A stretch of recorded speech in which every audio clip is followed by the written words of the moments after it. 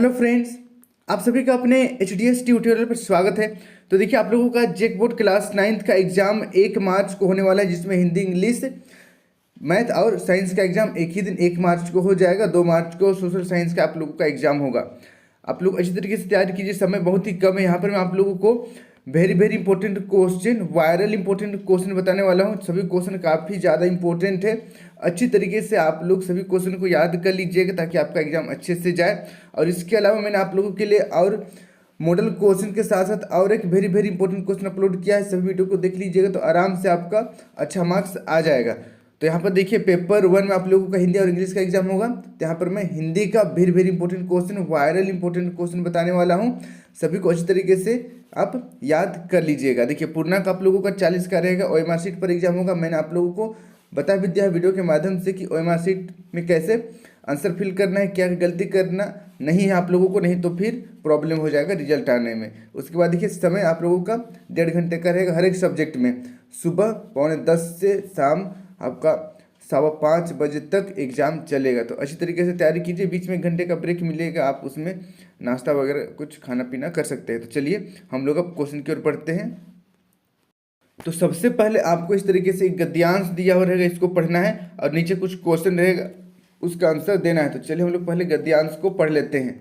आप लोग भी एग्जाम में कम से कम 2 बार अच्छी तरीके से गद्यांश को पढ़ लीजिएगा।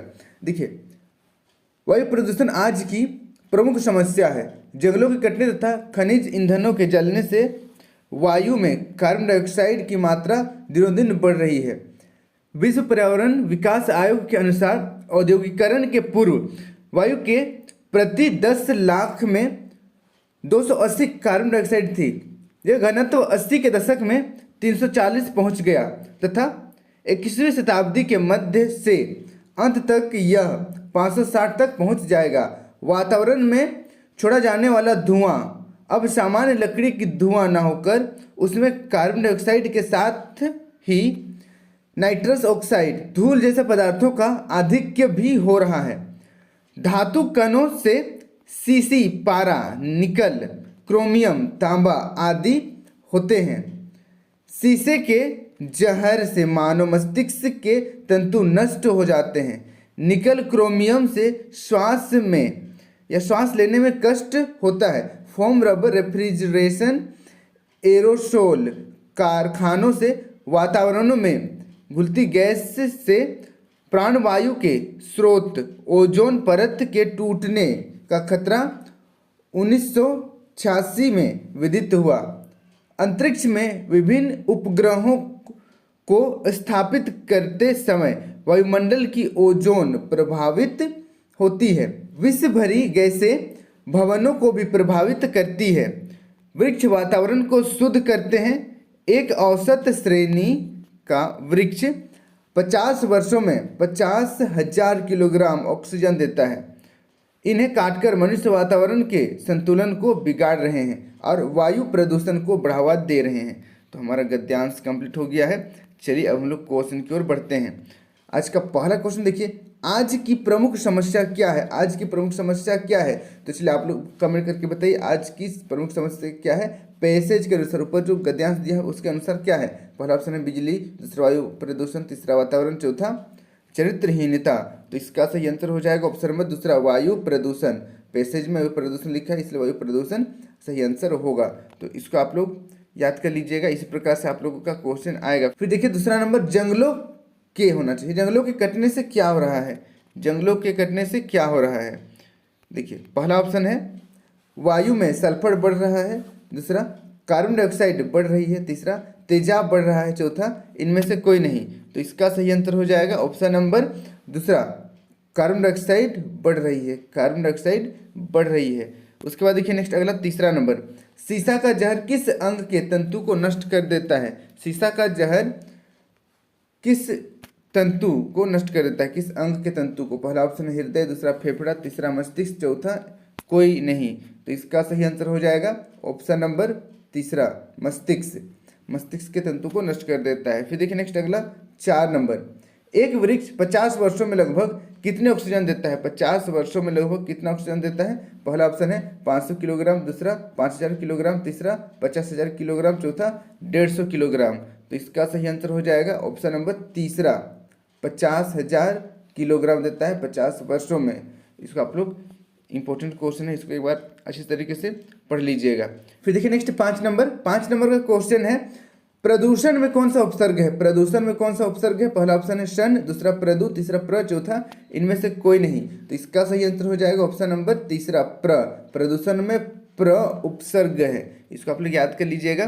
फिर देखिए नेक्स्ट अगला, फिर से निम्नलिखित गद्यांश को ध्यानपूर्वक पढ़कर दिए गए प्रश्नों के सही विकल्प को चुने। तो यहाँ पर फिर से एक गद्यांश दिया हुआ है, इसको पढ़ना है और नीचे कुछ क्वेश्चन रहेगा, उसका आंसर देना है। तो चलिए इसको हम लोग पढ़ते हैं। गजाधर बाबू खुश थे, बहुत खुश थे। 33-40 की नौकरी के बाद रिटायर होकर घर जा रहे थे। इन वर्षों में अधिकांश समय उन्होंने छोटे स्टेशनों पर अकेले रहकर काटा था। उन अकेले क्षण में उन्होंने ऐसे समय की कल्पना की थी जब वह अपने अभाव का बोझ ढो रहे थे। संसार की दृष्टि में उनका जीवन सफल कहा जा सकता था। उन्होंने शहर में एक मकान बनवा लिया था। बड़े लड़के अमर और लड़की कांति की शादियां कर दी थी। 2 बच्चे ऊंची कक्षाओं में पढ़ रहे थे और उनके बच्चे और पत्नी शहर में, जिससे पढ़ाई में बाधा ना हो। गजाधर बाबू स्वभाव से बहुत स्नेही व्यक्ति थे और स्नेह के आकांक्षी भी।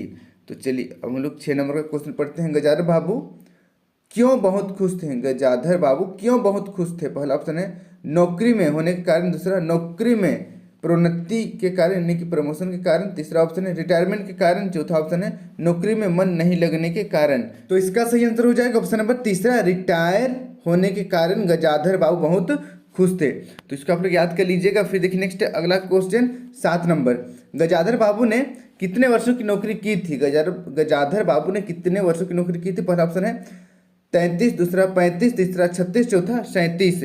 तो इसका सही आंसर हो जाएगा ऑप्शन नंबर दूसरा, 35 वर्षों की नौकरी की थी। अब बढ़ते हैं नेक्स्ट अगला 8 नंबर की ओर। नौकरी के दरमियान उनका जीवन कैसा था? नौकरी के दरमियान उनका जीवन कैसा था? पहला ऑप्शन है एकाकी, दूसरा पत्नी के साथ, तीसरा पुत्र के साथ, चौथा परिवार के साथ। तो इसका सही आंसर हो जाएगा ऑप्शन नंबर पहला, एकाकी था। फिर देखिए नेक्स्ट अगला 9 नंबर का क्वेश्चन है, गजाधर बाबू ने कहाँ एक मकान बनवा लिया था? पहला ऑप्शन है गांव में, दूसरा शहर में, तीसरा रेलवे स्टेशन के निकट, चौथा बागीचा में। तो इसका सही आंसर हो जाएगा ऑप्शन नंबर दूसरा, शहर में।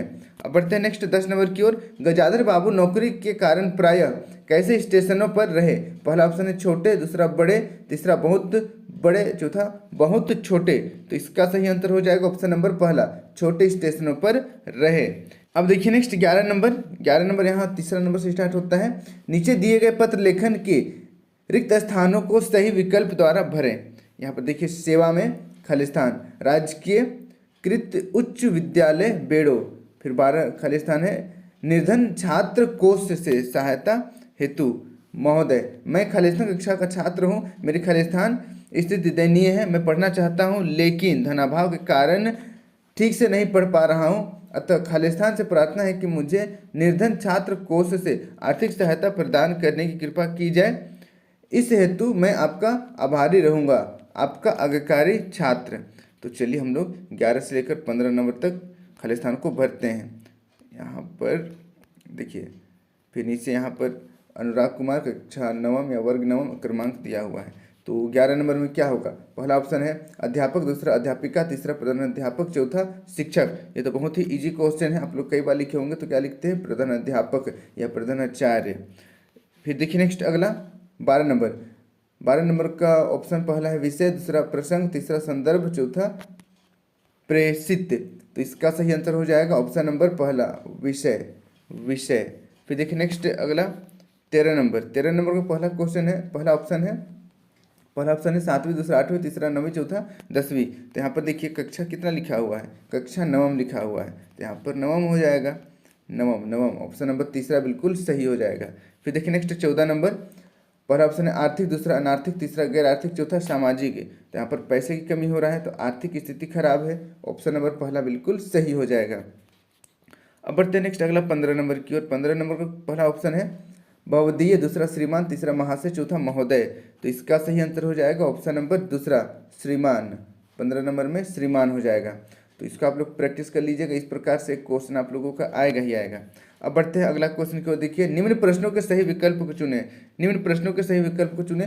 16 नंबर का क्वेश्चन देखिए, विद्वान का स्त्रीलिंग रूप होगा। विद्वान का स्त्रीलिंग रूप क्या होगा? पहला ऑप्शन है विद्वानी, दूसरा विद्वानी, तीसरा विदुषी, चौथा विदुषी। स्पेलिंग अलग अलग है, साउंड एक जैसा आपको सुनाई दे रहा है। तो इसका सही आंसर हो जाएगा ऑप्शन नंबर तीसरा विदुषी। स्पेलिंग पर ध्यान देना है, विदुषी। अब बढ़ते हैं नेक्स्ट अगला क्वेश्चन की ओर। 17 नंबर, एक का बहुवचन होगा। एक का बहुवचन क्या होगा? पहला ऑप्शन है अनेक, दूसरा अनेको, तीसरा अनेका, चौथा एको। तो इसका सही आंसर हो जाएगा ऑप्शन नंबर पहला अनेक। एक का बहुवचन क्या हो जाएगा? अनेक। इसको आप लोग याद कर लीजिएगा, इंपॉर्टेंट क्वेश्चन है।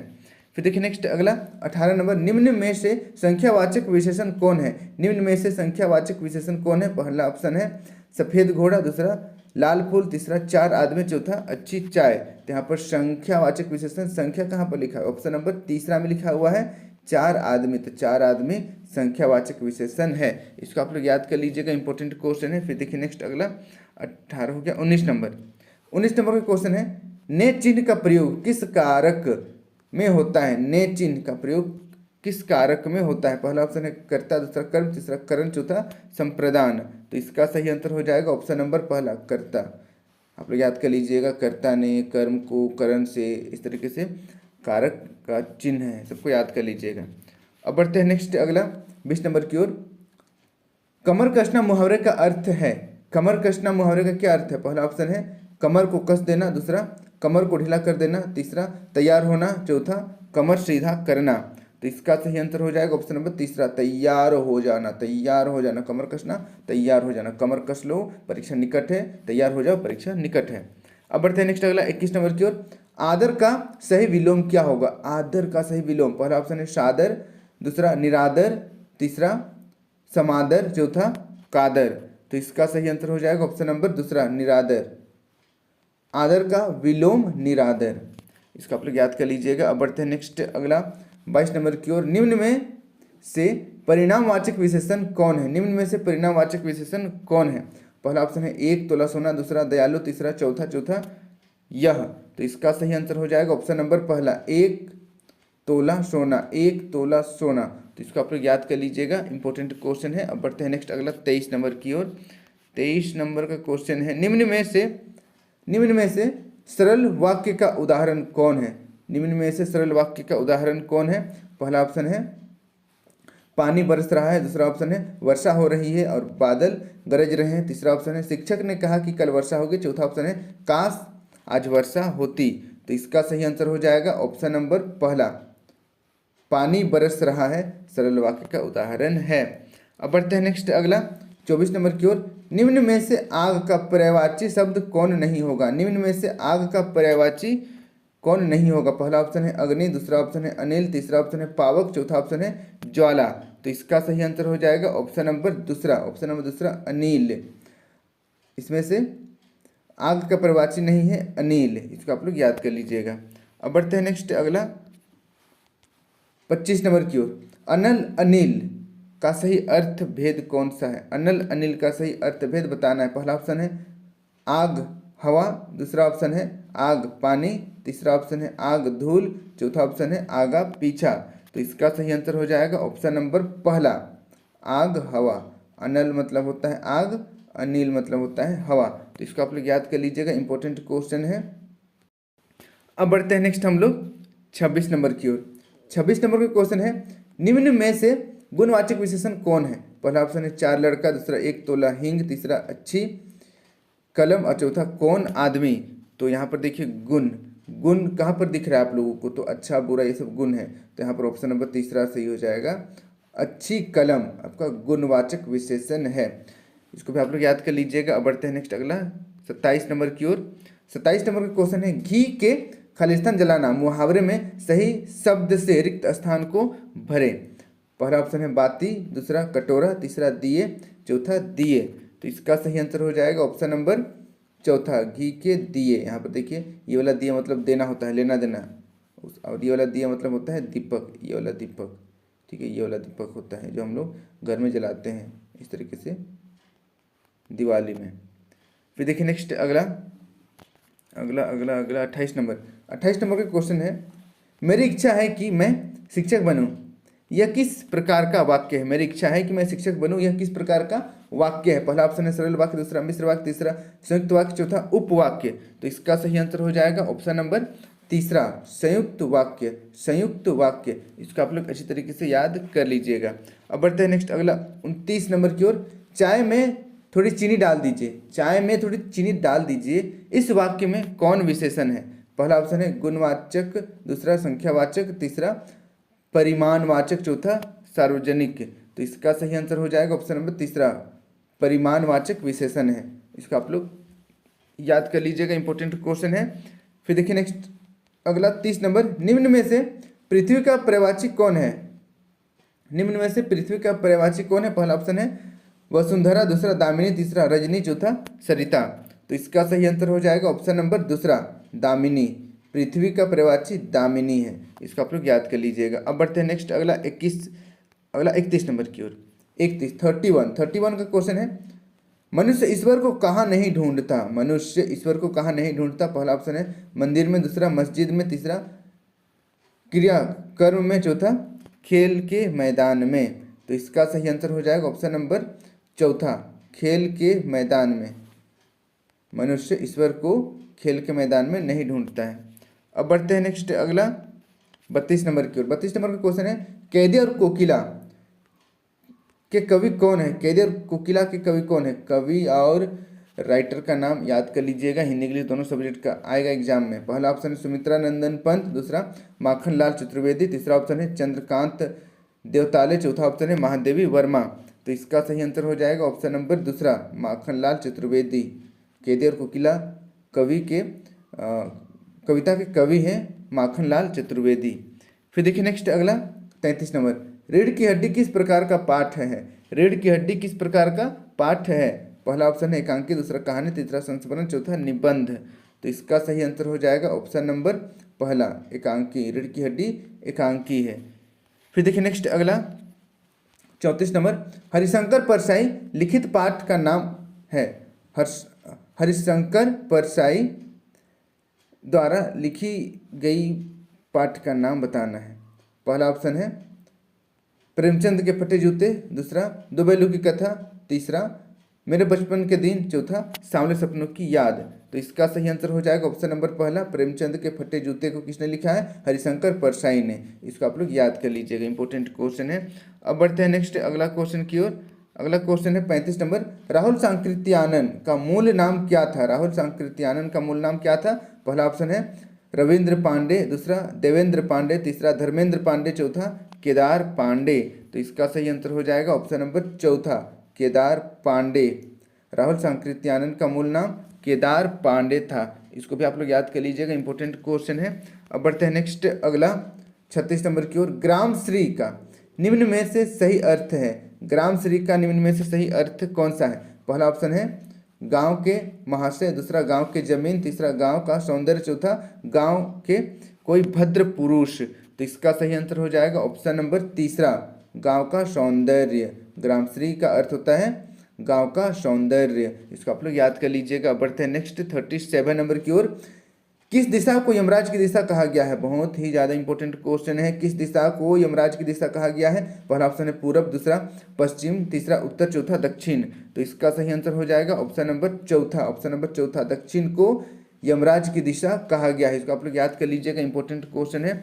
अब बढ़ते हैं नेक्स्ट अगला 38 नंबर की ओर। माटी वाली पाठ किस समस्या पर आधारित है? माटी वाली पाठ जो है वो किस समस्या पर आधारित है? पहला ऑप्शन है गरीबी, दूसरा बीमारी, तीसरा विस्थापन, चौथा भूखमरी। तो इसका सही आंसर हो जाएगा ऑप्शन नंबर तीसरा, विस्थापन। विस्थापन इस तरीके से विस्थापन, विस्थापन, एक जगह से दूसरे जगह जाना। तो इसको आप लोग याद कर लीजिएगा, इंपॉर्टेंट क्वेश्चन है। अब बढ़ते हैं नेक्स्ट अगला 39 नंबर। नाना साहब की पुत्री का क्या नाम था? नाना साहब की पुत्री का क्या नाम था?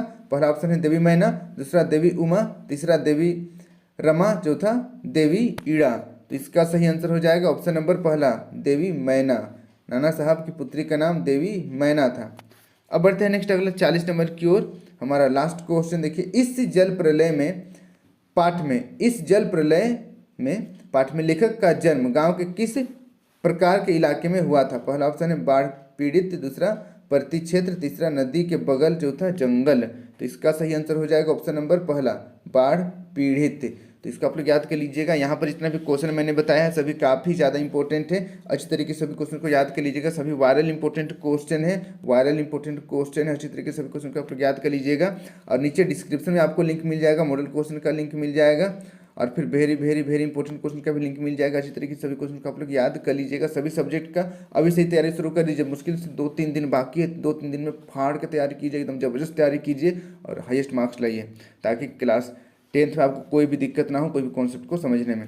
तो बस आज के लिए इतना ही। वीडियो को अपने सभी दोस्तों के साथ शेयर कर दीजिएगा और चैनल को सब्सक्राइब कर लीजिएगा। Thank you for watching video. जय हिंद, जय भारत।